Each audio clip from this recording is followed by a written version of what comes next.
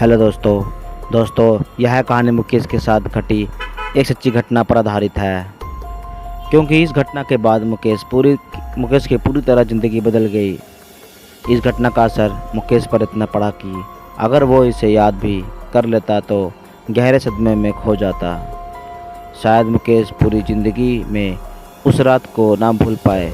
और अब आगे की कहानी हम मुकेश जी के ही शब्दों में जारी रखेंगे। वैसे यह घटना जो मैं आपको बताने जा रहा हूँ यह मेरे साथ घटी है 2016 8 मार्च, जब गांव से वापस अपने घर दिल्ली जा रहे थे। हमें दिल्ली के लिए ट्रेन लखनऊ स्टेशन से ही पकड़नी थी और हम शाम को लगभग 7 बजे ही स्टेशन पर पहुंच गए। हमारी ट्रेन रात 10 बजे की थी। मैं और मेरे पिताजी, माताजी और मेरे बहन भाई हम सब स्टेशन के प्लेटफार्म पर बैठे ही थे।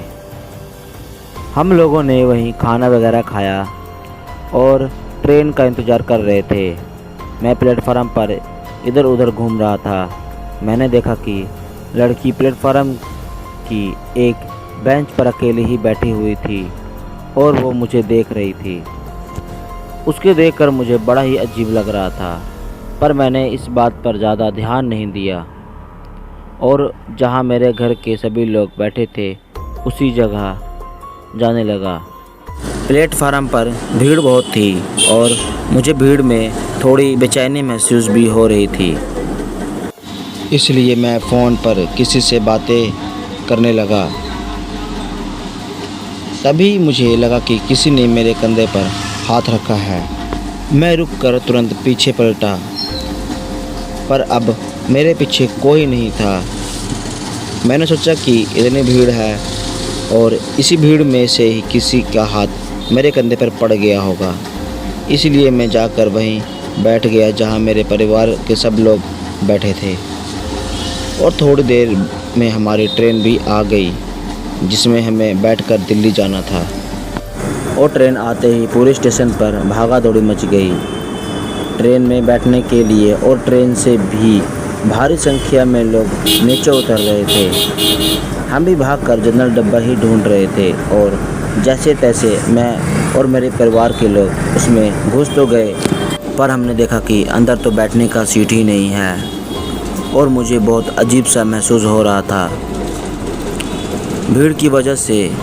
लेकिन मेरे पिता ने कहा जब ट्रेन चलेगी तो रास्ते में थोड़ी दूर जाते ही सीट मिल जाएगी बैठने के लिए, और ऐसा ही हुआ।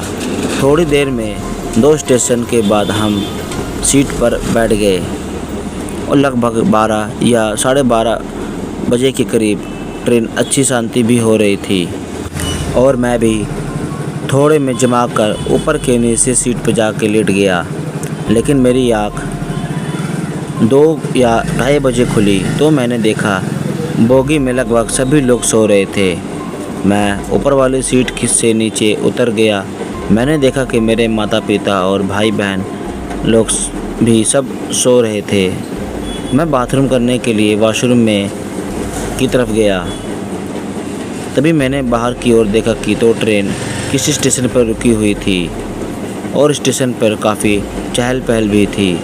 लोग इधर उधर चल रहे थे और बाहर हवा भी अच्छी चल रही थी। इसलिए मैंने सोचा कि जब तक ट्रेन रुकी है थोड़ी देर बाहर घूम लेता हूँ। पर मेरी नज़र अचानक एक लड़की पर पड़ी जो दरवाजे पर ही खड़ी थी, और वो लड़की वही लड़की थी जिसे मैंने लखनऊ स्टेशन पर देखा था। लेकिन मैं उसे इग्नोर करते हुए नीचे उतर गया। स्टेशन पर थोड़ा आगे ही गया था तभी मैंने देखा वो लड़की मेरे पीछे पीछे चल रही थी। लेकिन मेरी हिम्मत नहीं हो पा रही थी कि मैं उसे टोकूं। लेकिन थोड़ी देर में वही मुझे आवाज़ देते हुए बोली, सुनो ज़रा रुको तो। मैं पीछे पलटते हुए बोला, जी कहिए। उस लड़की ने अपनी बात जारी रखते हुए कहा, आप भी इसी ट्रेन से जा रहे हैं? क्या है ना कि मुझे भी इस स्टेशन पर उतरना था और मुझे स्टेशन से बाहर अकेले जाने में डर लग रहा है। तो क्या आप मुझे बाहर तक छोड़ देंगे?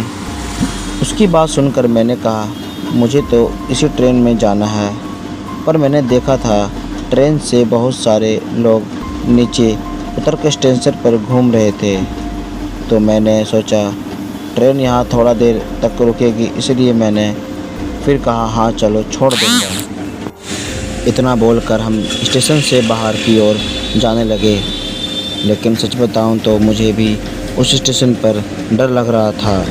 फिर भी मैंने उस लड़की को बाहर तक छोड़ने चला गया।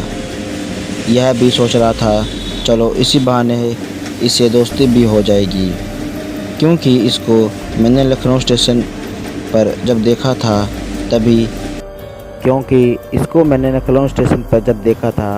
तभी से यह मुझे बहुत अच्छी लग रही थी। मैं आगे आगे चल रहा था और वो मेरे पीछे थी।